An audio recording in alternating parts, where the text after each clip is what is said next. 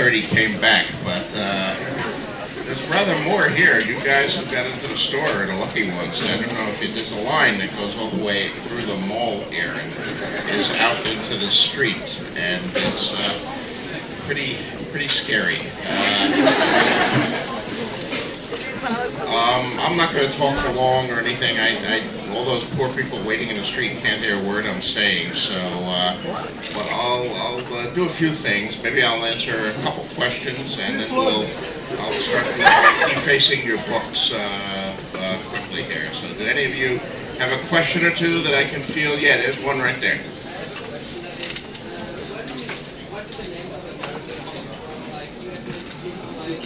Where do the names of the characters come from?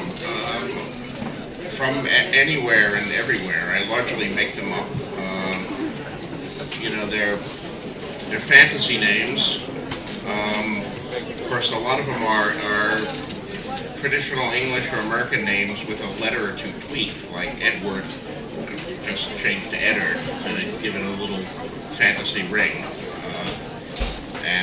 But sometimes I don't even tweak it, like Robert is just Robert. I obviously tried to indicate that there were several different ethnic groups and cultures in my world. So the names are derived from the first men, last names are Stark and Strong, and Slate are things, are definite, they have meaning in English. The Andal names like Aaron and Lannister are little they don't refer to actual objects or qualities, so they're a little different in derivation. And of course, the Valerian names, like Targaryen and Valerion, are much more fanciful and fantasy. Then I cross the narrow sea, and I have to still other names. Let me take one more here. Yeah, first row. Benjamin Stark dead. Well, that would be telling. John doesn't know. Why should you? You'll have to keep reading to find out the answer to that one. I will answer it, but in the books, not here in Porto. Não sei quem se ia morrer. Yes, against the Wooler. I wrote episode 9 of the second season, Blackwater, the big battle. So that should be one of the most expensive battles I've ever seen on television. Especially if they film it the way I write it. I think they're going to probably take out some of the stuff that I put in, just because we got, that battle is a nightmare for any producer. We got chains, we got a sea battle, we got a land battle, we got horses, we got fire, we got giant trebuchets throwing screaming men across the river. It would cost as much as the Battle of Pelennor Field if they film it that way, but it should be great. However, whatever they cut, we have a great director on that, Neil Marshall, who's a feature film director. I don't know if you've seen his work here in Portugal. He's British, but he directed The Descent, which I think is a wonderful horror movie. He directed Centurion, a really great action movie about the Romans and Britain and so forth. Yes. Good stuff. Do I know the date of the next book, The Fatal Question?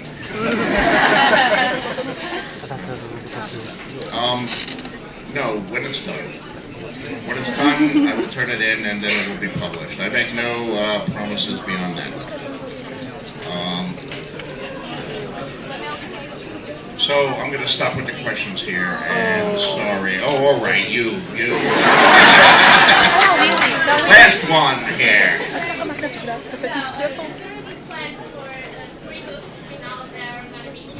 There are 7, yeah.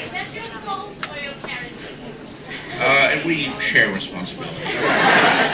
Also, some new characters I pushed in who I didn't originally plan for, and said, you have to write about me too, I'm important. But the tale grew in the telling. 3 books or 7 books, it's really one book. It's one really, really, really big book. And maybe when it's done, just like now, people are issuing Lord of the Rings, all 3 volumes in one. Maybe when it's done, everyone will publish the entire volume in one massive leather-bound book. That would be really, really big, but I wouldn't hold my breath. is one story. It's got a beginning, a middle, and end, and however many books it's divided up into, it's still a song of ice and fire, which is Tolkien's Lord of the Rings. All right, I'm going to stop with the questions and start signing here. Let me lay down a few rules and thoughts, and then I'll give it over to you.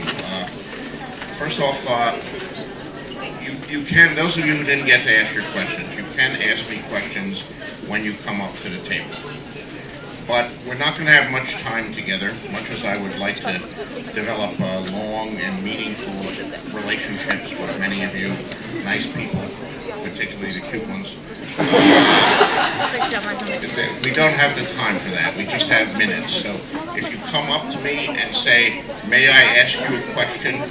the answer is yes, but you've used your question. You know, that was your question. So don't come up and say, "May I ask you a question?" Just come up and ask your question while I'm signing your books.